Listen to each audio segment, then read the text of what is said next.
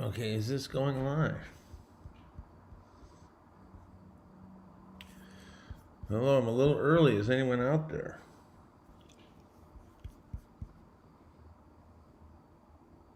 Hello, my voice coming? Let me see. I'll check. I'm a little early.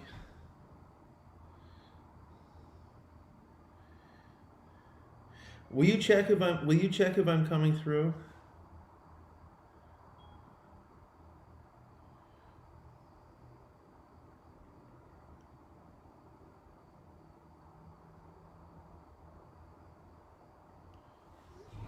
Okay.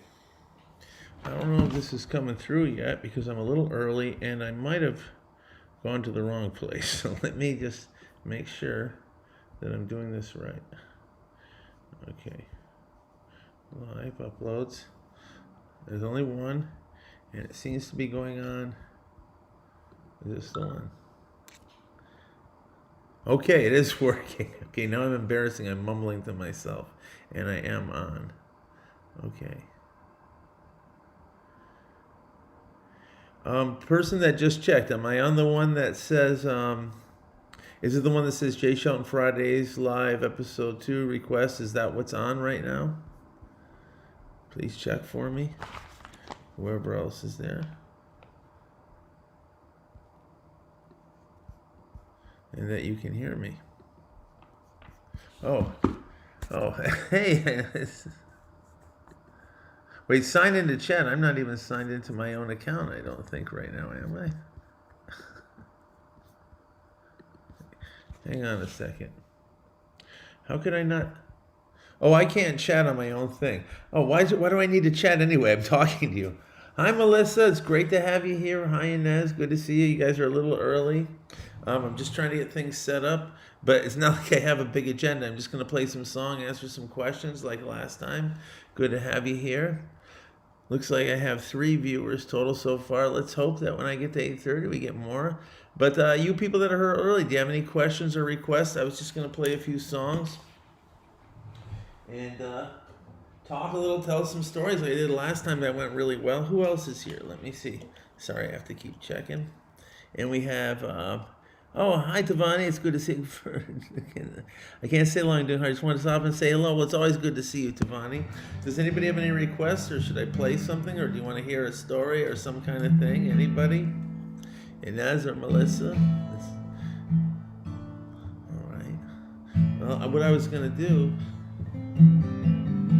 I got, if you guys check what I have set up today, I have one electric and one acoustic. I got my Martin D18 on acoustic, and I've got my Fender Telecaster on electric, and they're both hooked up to the Fender amp. Let me see, I'm also getting a text here. Someone says, I'm not getting anything on my phone. YouTube says there's an error. But you people are seeing me. Tavani and Inez and Melissa, you guys are all seeing me as well as hearing me, right? Could somebody say something? Because the person on the phone is having some issues. I know there's a little lag. Hopefully you'll get back to me. Okay. It might just be the other person's end of things. You play one of your favorite songs? Okay. I will play. What I was going to play, what I was kind of practicing before I started was, if you guys know the Rolling Stones, Wild Horses. It's one of my favorite Stones albums. Well, my 2 favorite Stones albums are 70, 71. Together were Excellent Main Street and Sticky Fingers. And this one's from Sticky Fingers, written as usual by Keith Richards and Mick Jagger. And it's called Wild Horses. Okay.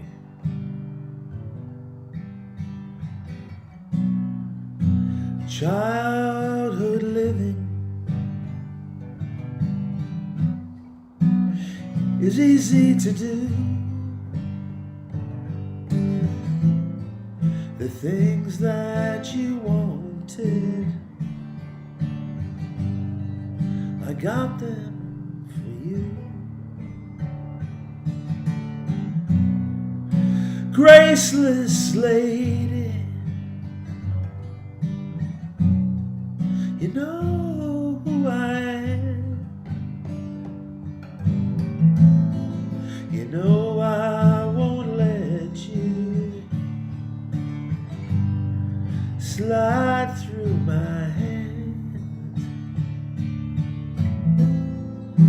Wild horses couldn't drag me away. Wild horses couldn't drag me away.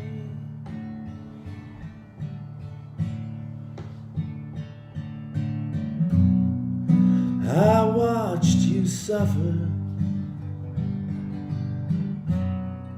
a dull ache and pain.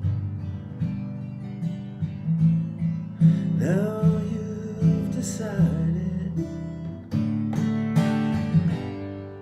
to treat me the same.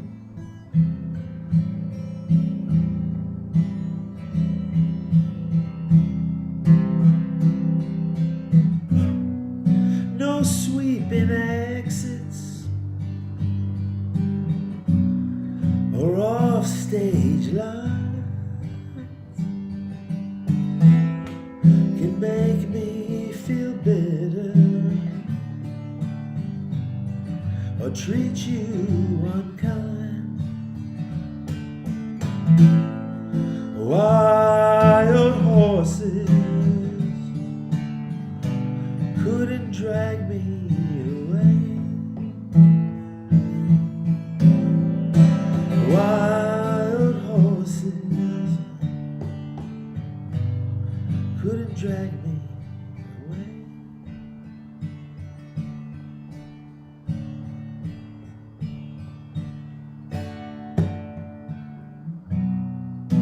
I know I dreamed you a sin and a lie. I have my freedom, but I don't have much time.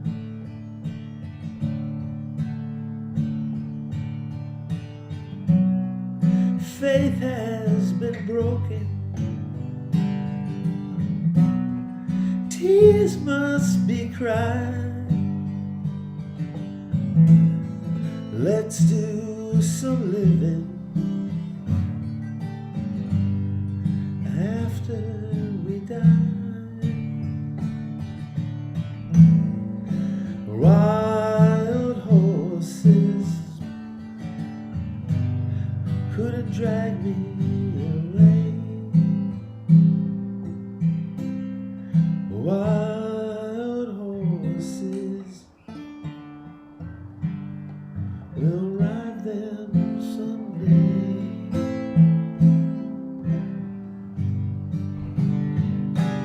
That was the Rolling Stones' Wild Horses. Oh, thanks. So Melissa loves it. Hi, I'm on. Nice to see you. Hello, W, whoever that is. Aditya, so nice to see you. Thanks for coming. I know Aditya. I have two people here that I know in person, too, from class, Aditya and Inez, and it's so nice to see regulars like Melissa and Devani come back. Talia, love, love, love it. I'm glad you love it. So happy you all showed up today. Let me see. Now, I had a request from that I can't remember the first name. Muhammad, not bad, says Hero. Thank you, Hero, for just throwing it out there. Hero brings up a good point. Says not bad. And oh, hi, Morella. Oh, a lot of people here. And you know, these aren't songs like I never put time into practicing or learning a song like for a long time. That's not really the fun of it for me. I've never been a role player in a band. That's why most bands I don't fit into. I'm not a role player. I don't learn do this part, do this. The people I play with, if you go back, look at the channel, look at the Paul Johnson's playlist, or look at the list with Chow and Cripe, where I play with a group. It's very interactive. It's very improvisational, and I love to attack a new song. So when I play a song for you guys, it's rarely something I play a lot. It's something I might know it, but like I'll just learn it an hour ago. Like Wild Horses I had played when I was younger, so that's not the best example. But a lot of these are just ones like one of the covers I'll do tonight, or when I did that Sophia, da da da, or who's the other girl? I wish I was Peggy. No, I wish I was Heather. Those I learned like a half hour before I got in here and played them, and to me that's the fun of it, to kind of go by the seat of the pants. So yeah, sometimes they're not bad. And hi. So does anybody have any questions? Want to hear any stories. I've had a lot of adventures. I've lived both coasts. I've gone a lot of places, met a lot of weird people, and gone a lot of experiences. If you have a subject I can delve into, or I can play another song, or whatever you guys want. Anybody have any questions? If not, I will play a song. One of my own. But I will tell you a kind of funny story. So, I have a large guitar collection. I have 11 if you count the one that I'm going to build. But I have if you'll remember, I play on here often the Gretsch Dual Jet, the big green one. It's a replica of like a 57, but it was only made like 9 years ago. It's big green. It's got the big Bigsby whammy bar. And I was playing it one time on here and the spring fell out. So I wanted to take it to an expert. So I looked up this family business, Perkins, in San Jose. They've been working since like 1923. And when I get there, I met the guy, Kent, who's probably the son of the original owner, I think. I don't know. I don't know the exact lineage, but he looked about that age.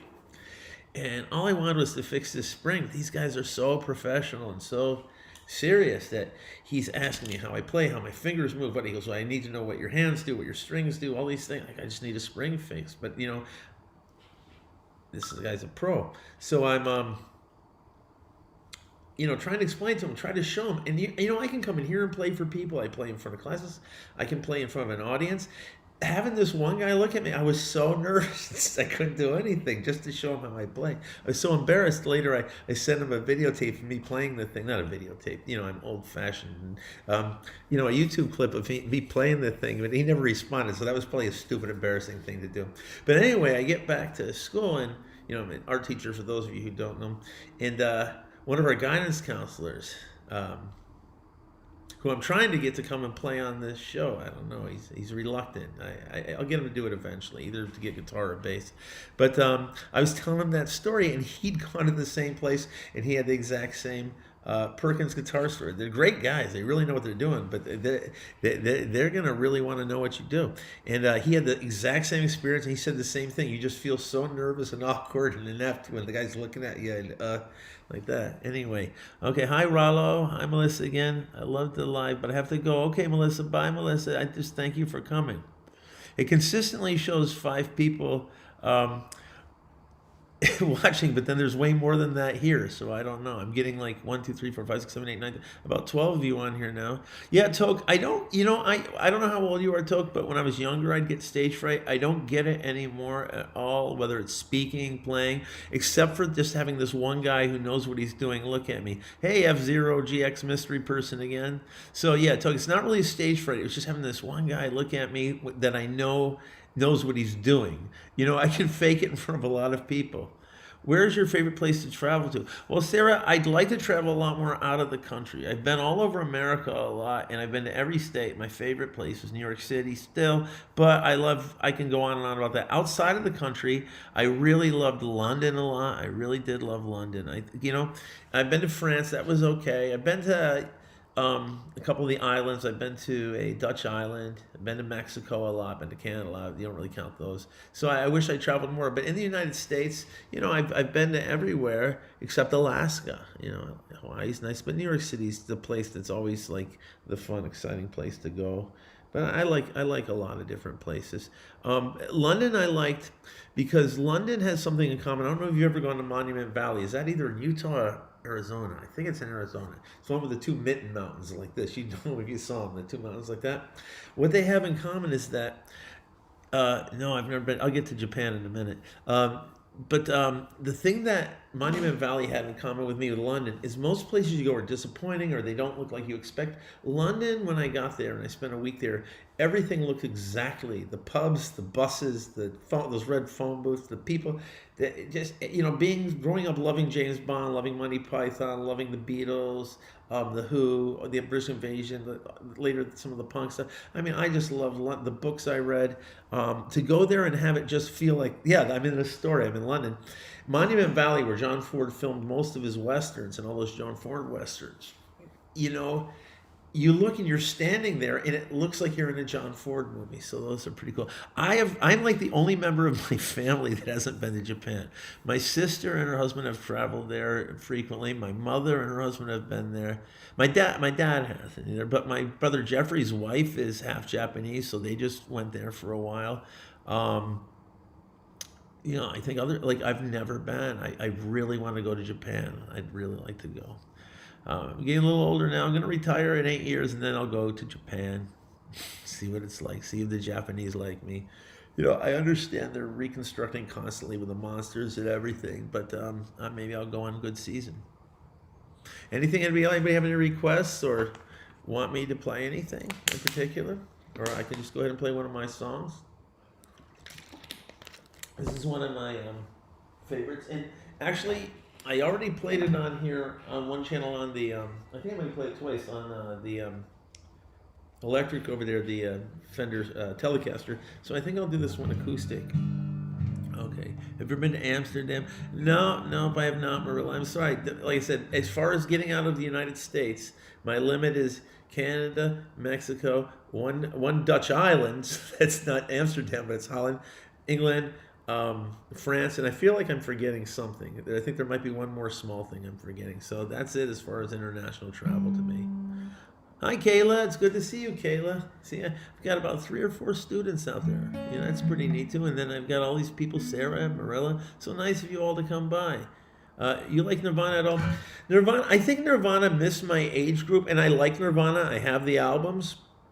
I never saw them live, and I kind of regret I didn't. That whole movement, I got into late, like Pearl Jam I got into late, and I saw like Stone Temple Pilots open for Neil Young, and that was the day I heard of them. And Blind Melon opened too. So that whole group of bands, I do like them, but to me they just seem like kind of traditional rock and roll, kind of slowed down a little mumble. Like it's good stuff, but I never got what was so groundbreaking around it. I understand. Like I have a nephew that really loves Nirvana. I understand how big they were to a certain generation, but for me, they're a good band. I just don't understand why they're so big. And I don't think it's just because the guy killed himself, because they were really big before he did that. So I like them. I just never thought they were. I like them a lot more than I like this offshoot band. I really don't like the Foo Fighters. I even saw them live once. I don't really care for them.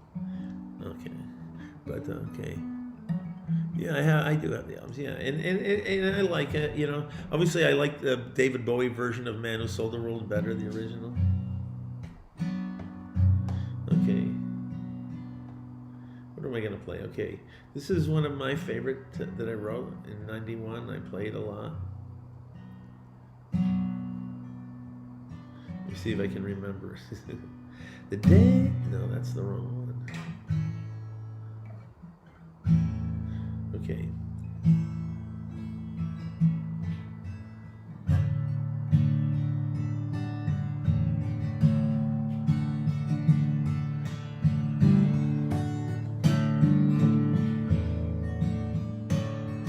The day of intentions weighed heavy at my door, and I knew I could never be the same. Bills from Occidental and news from Channel 5, and staying in bed so long the world revolved. Throw away your napkins and wipe off your teeth. Zombie world begins tonight at 9. Sickened with frustrations and gorged to the teeth. Zombie world begins tonight at 9.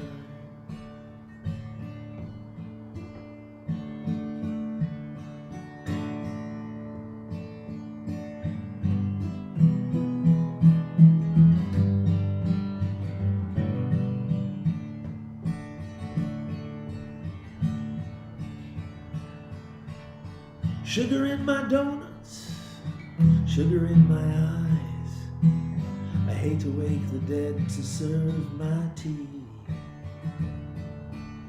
Living with the answers, I'm such a Holy Ghost. I quiver in my boots when I feel shame. Throw away your napkins, wipe off your teeth. Zombie world begins tonight at 9. Living with frustrations engorged to the teeth. Zombie world begins tonight at 9.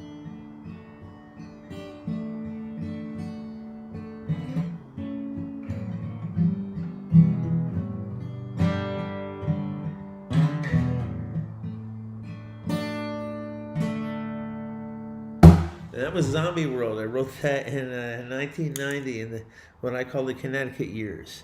Play Man Who Sold the World Next. You know what? Hero Man, can I save that for next time? Because I don't have it in front of me. I'd have to look it up. I don't know it. You know what? That's actually a challenge. Oh, we're down to 4 viewers. People are, I don't know. Okay, you know what? That's a challenge. I'm going to go ahead and try to play that, actually.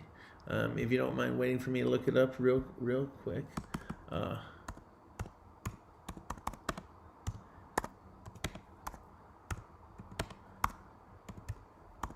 Okay.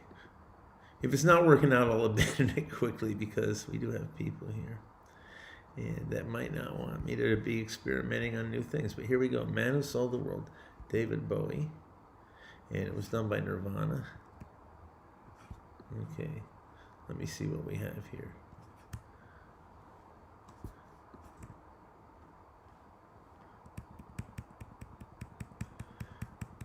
You know what? It's a lot of flats and weird stuff. So I'm sorry, Hero Man. Maybe another time I can do that. So I don't think I'm going to play that this time because it's got a lot of weird flat things. I have to figure out how to do that without getting clunky. Yeah, thank you for liking the one that I wrote. Does anybody have any other questions? Anything they want to know? Anything they want me to play? How do you improvise songs you don't know? Part of it is I never learned traditionally. I learned a few chords early on, like in a class in 7th or 8th grade. And then I tried to take lessons in high school, but they were like very dry and it was note oriented. So I just started playing with people a lot, especially in college. And then I just realized that leads are nothing more than breaking up the chords that are there. And I never learned the scales correctly. I kind of figured them out myself by what made sense. Like if this was a bar chord of G, then this would be this and that would be that. And I started moving up and down. And it took me a lot longer than it probably did people that learned professionally, all these scales. But I learned them organically myself by kind of figuring them out. And then when I learned real scales, I realized I was doing them pretty much correctly all the time, but they're my own. So when I'm doing improvisational, I just like look at what the chord structure of this song and kind of break it up into pieces and what goes with what. Like if something is an A, like instead of, if I'm going to play, I'm not just going to go A, G, A, G, A, G. That would drive me crazy. So instead I'm taking the A and I'm breaking it up into that piece of A, that's another kind of A, and then I can come down here, that's another A. So I'm just thinking about how to break it up. And what else is in the key of A is G and D, so I can slide over there and do a D and come back.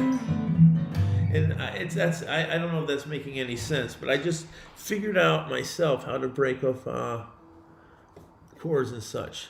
So I hope that answered your question a little bit, F0 GX. Toke, like the zombie song, thank you again. You know, and I wrote that before the zombie thing became a big thing. You know, in 67 you had Night of the Living Dead, or 69, then 79 you had Dawn of the Dead, and then you had a little bit in the early 80s, and it was pretty dead. There wasn't all these movies in 91, and I made the song. Now it's like everything. Jeez. Okay. Anybody want to have another? Okay, Muhammad never heard up to hear the request about the free song. I was going to do that. I have the electric set up. Like dissect the chord. Yes, dissecting the chord. But you also have to have, I think, you have to have enough of a feel of the instrument to do interesting things. It's not enough just to break the chord. Like you got to do it. Like go back and watch the Paul's Johnson tape if you want the live stuff. It's a set list. That was the band I had. It was bass player Paul's Johnson, me on guitar, and Jeff Kossoff on guitar. And we just start with some chords. Somebody would throw out a new song. We never rehearsed it. And we would just start playing. I guess we rehearsed by playing. And within a minute, sometimes it took a couple minutes, but pretty quick, we're all in the same song, playing the same song, but we are doing completely different kind of inventive things. And we're all trying to be more interesting than the other, or bounce off or reflect the other, kind of go in contrast to the other. So it's not just enough to take apart the chords when you're playing a lead, or I don't even do traditional leads, just when you're experimenting with the car, improvising. To me, it's a matter of come up with something interesting to say. That's what Santana said to Lee is, say something interesting, get out. And it's not like you have to plan it. It's just like, I think some people are natural at it, just like songwriting. When I'm doing a lead, I think I can think something interesting to do. Like I realized, I think this is what makes musicians, at least improvisational musicians, different than other people. I was in the car today and I was listening to, what was I listening to? I can't even remember what it was, but I found myself pretending that I had to play along, and where would I put everything? What would I do? How would I fit in there that was different? And I do that when I have my guitar and I'm watching music on TV. I try to play along, not to copy what they're doing, but I'm pretending I'm in the band. I've got to think of some way to fit in there. And so that's just the way I look at things, and I think a lot of musicians do. You're thinking about where other people are listening to the song, you're listening to the holes in between and beneath, and how can I play off that? Okay, let's see what we have here. Jonathan says, can you pass play? I will walk 500 miles. I love your singing. I'm a huge fan. Okay, 500 miles. I did do that one for fun at home once. I just came upon it by I promise if you're here, Jonathan, next week, John, I'm going to write that, Jonathan Finnegan. If you come next week, Jonathan, I promise I will have that song ready to go, okay? And it'll take me about 30 seconds to learn it once I have out there. It's a pretty simple song. And I just have to remember the dumb lyrics. Like harmonization, but like experiment. Yeah, but not thinking about that song. Songwriting process is just, I think, another thing, I just think you just got to do it. It's like, it's not as hard as you think. You just have to hear. Don't try to write a hit song. That's terrible. I don't write hit songs, so who am I to talk? But just writing a song. My songs aren't hits, but I love my songs. And my favorite songwriter is somebody, or one of my favorites. He's not my favorite. One of my favorite is also somebody who doesn't have hit songs. But what we do is that we love our songs and we're happy with them. And what it is sometimes it's a phrase you overhear, something that's just don't let things go. If you hear a good phrase or something just repeated in your head a lot, even if it's a dumb phrase, take it, and then the next sentence comes a little easier. And take away anything that sounds contrived, Take away anything that sounds like it's been done a lot before. Just be natural. Just be as natural. I don't think it's important to rhyme. I don't think it's important not to rhyme, I've decided. I used to think it was important not to rhyme. I just think it's important to get it out there. Sometimes the music comes first. Sometimes the words come first. You don't know. It's really all different. Sometimes it both comes together. Sometimes it's a friend will send me a lyric and I'll have the music and I'll send it, or the other way around, There's no really set way to do it. Yes, experiment with the sounds. But F-Zero's got it's not even experimenting with the sound. Again, I don't want to keep I just want to make it clear that it's so natural.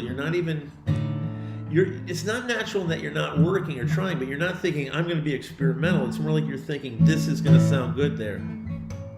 Whatever it is. Okay, you guys want to hear another song? Maybe you want to hear I was practicing the great Glenn Campbell.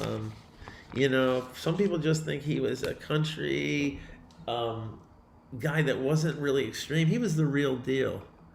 With the flow is a good way to put it. But Glenn Campbell was great. He was part of the Wrecking Crew. That was the team of studio musicians that did backings for so many songs, including the Beach Boy records. And then he became a Beach Boy for a while. And then he had that solo career. And I'm not putting down the early country because I love early country, but he's sometimes categorized as the television country guys, not like the cool outlaw guys like Willie Nelson. Everybody loves Willie Nelson, Merle Haggard, Johnny Cash, Chris Christopherson, and Waylon Jennings. They're just rough. And, who doesn't like those guys? The ones that are more, whether you're a hippie or blue collar or whatever, you have to like those guys. But ones like Glenn Campbell, was not. I don't think your average viewer realized how talented that guy was. But this is one of a song he played. Actually, it was written by Jimmy Webb in 1969. It's Galveston. And if you ever want to see some great solo work, watch any live version of electric version of Glenn Campbell when he was older playing this. And he does the same setup. He'll be some other guitarist, young guy on stage, and he'll let the guy take a solo, and it's okay. Then he'll just tear into it and he'll destroy it. And it's real because it's different every time. It's not like he learned one solo. He does it different every time. When he did his last tour, which I don't know why he didn't go to, he had Alzheimer's, and his family was the band. They were on tour, and quite often he would lose his place where he wasn't a song. And anytime he got confused on stage, his kids would yell, "Dad, solo!" And he would just tear into this great solo, and that got him back into the show. And so this is me doing a piss poor version with no solo of Jimmy Wins. Why am I getting this? Something like this. I got a warning on my camera. Never mind. Okay, here we go. Galveston, oh Galveston, I can hear your sea winds blowing. I still see her dark eyes glowing. She was 21 when I left Galveston. Galveston, oh Galveston, I can see your sea waves crashing while I watch the cannons flashing. I clean my gun and dream of Galveston. This is the part that I was messing up on in practice. I can see her standing by the water. I can't get that key. You know, I'm going to skip that part, the little bridge there. On the beach where we used to run. Okay, that experiment didn't go well. Anyway, that was Galveston. I was practicing it, like I said earlier, and I was having a lot of trouble with that bridge as I do. It just switches key to some weird thing, and it sounds great when he does it on record, but I can't do it. Okay, looks like we have 6 viewers. We've been on a while. No questions. I guess I'll start wrapping it up. Well, it sounds good. Thank you, Jonathan. Jonathan, if you come back next Friday, I will play If I Can Walk 500. That's the one you're talking about, right? Okay. So, hi, Angie.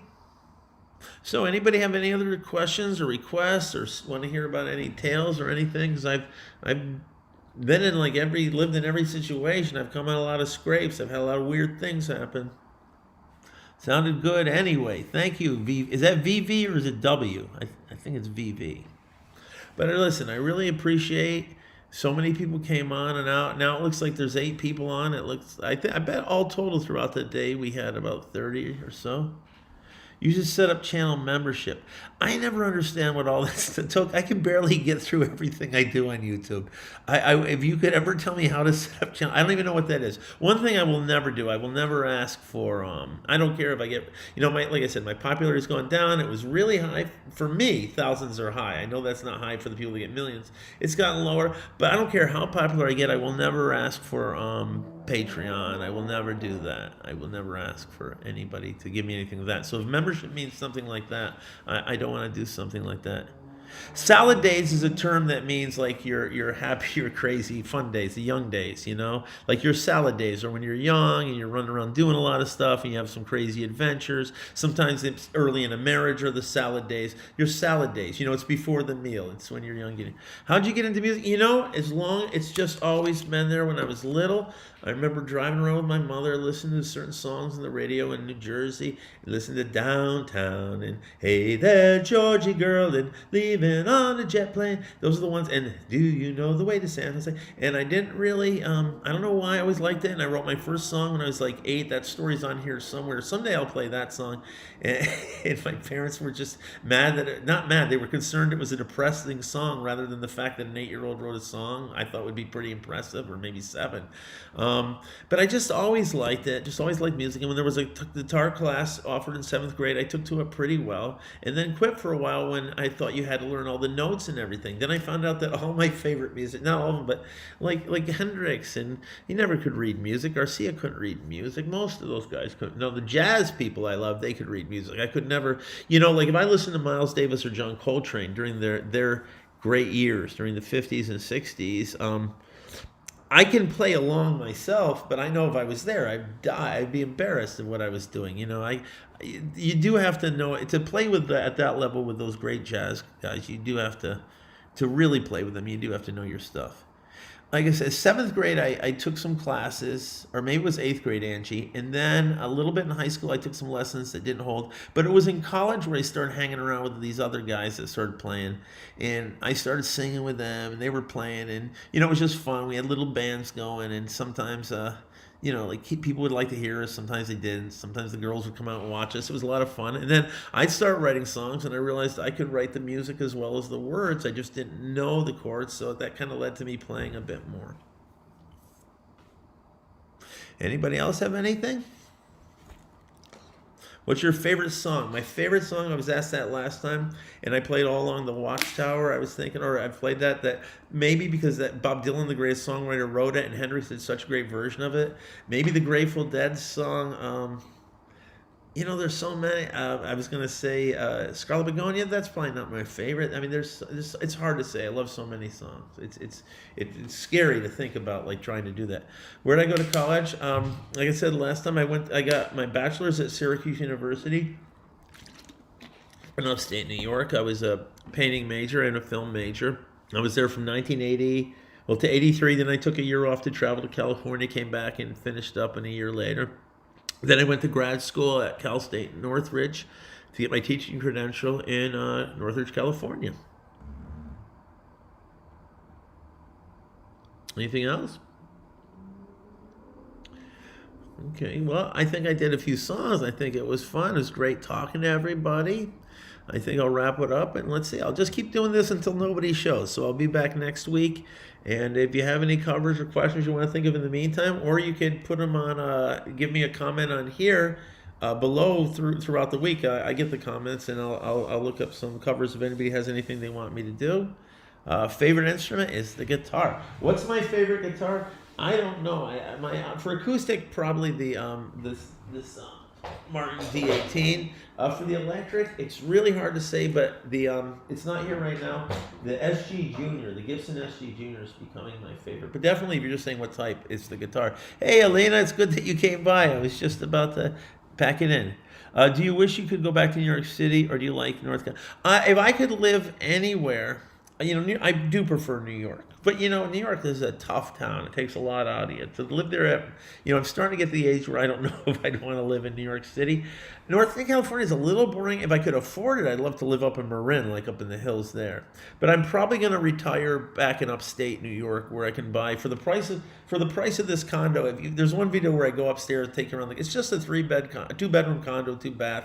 It's nice, but this is out here. This is like $700,000 or $800,000 it gets up to, or maybe even more, where for that amount of money in upstate New York, I could buy 30 acres and have a beautiful house and a guest house and a studio. You know what I'm saying? So I'm going to sell this and buy somewhere where I can buy a lot of land for the price of this. Would you ever get nervous for a big audience? No, Angie, I was saying I don't get nervous anymore. I think because I taught for song and I've had to speak in front of groups a lot. I wouldn't get nervous in front of a big audience. The only time I was just saying I got nervous is when I went to this guitar shop run by this old guy who really knows his business recently. And I started the show with this story, so I started to peep. And Angie asked, here's the card. The guy, before all he was doing was fixing a little thing. He wanted to see how I played so he could get the right strings. He's very serious. And because this guy's so professional, I felt so scared playing in front of him. So I did get that kind of stage fright. Yeah, I used to go to Canada a lot. I've been to Montreal. I had a great day in Montreal. Me and my friends went to Montreal. There was a Haitian festival we ran into. The Jazz Festival was downtown. There was a Picasso exhibit at the music. Great time. I've been in Toronto a number of times. Had a good time there. Yeah, I've been to Canada. When I was young, went to the Thousand Lakes or whatever that is. You're a native New York. I think you got.